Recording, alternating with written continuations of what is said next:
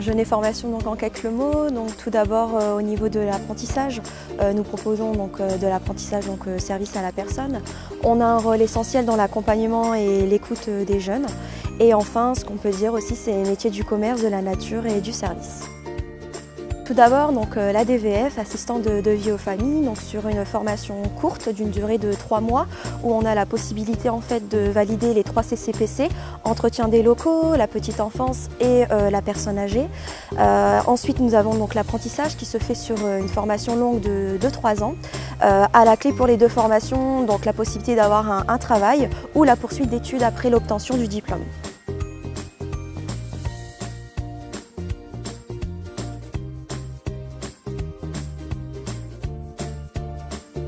Nous, en tant que centre de formation, on essaye d'allier aussi bien la pratique que la théorie. Et donc nous, on met vraiment le point sur l'animation, le fait d'aller directement dans les entreprises, mettre en place des activités aussi bien avec des personnes en situation de handicap que des personnes âgées et également auprès d'enfants. Dans le bac Pro SAPAT, nous formons les apprentis à adopter et à réaliser la bonne technique de soins au niveau de différents publics, aussi bien la personne âgée, la personne en situation de handicap, le nourrisson ou l'enfant. On travaille sur le protocole à adopter pour tel ou tel soin, par exemple le change chez une personne âgée, le bain du nourrisson ou une toilette complète au lit.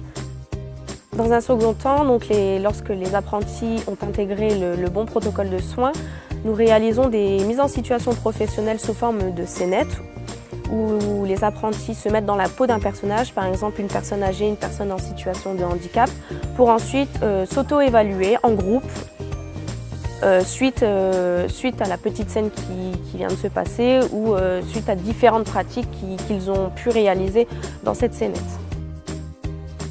À l'issue des formations que nous proposons, donc les apprenants trouvent un travail, notamment grâce à la forte demande des entreprises sur le territoire.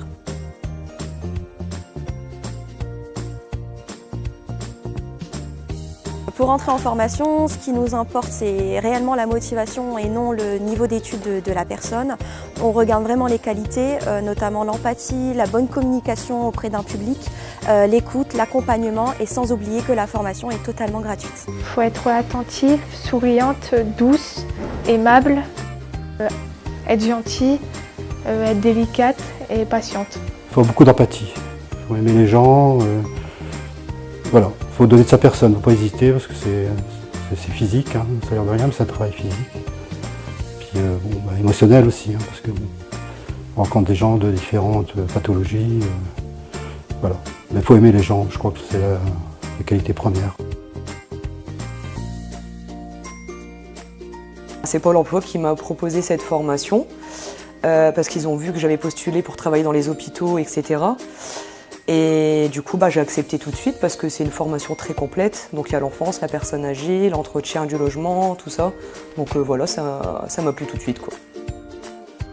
On travaille face à des personnes âgées qui ont besoin de nous, qui ont besoin de notre compréhension, de notre quelquefois humour, quelquefois gentillesse, qu'ils n'ont pas de fois du côté de leur famille ou du côté des personnes qui travaillent auprès d'eux. Au niveau de la formation dite courte ADVF, on a vraiment la possibilité derrière de travailler dans du service à domicile et de l'autre côté la formation en apprentissage qui là après l'obtention du bac ouvre vraiment un panel très intéressant, aussi bien des débouchés dans la petite enfance, dans la personne âgée ou la personne en situation de handicap. Nous on a la plupart du temps des élèves qui ont l'obtention du bac qui partent en formation aide-soignante, mais on a aussi des personnes qui désirent travailler en tant qu'infirmière et passer le concours.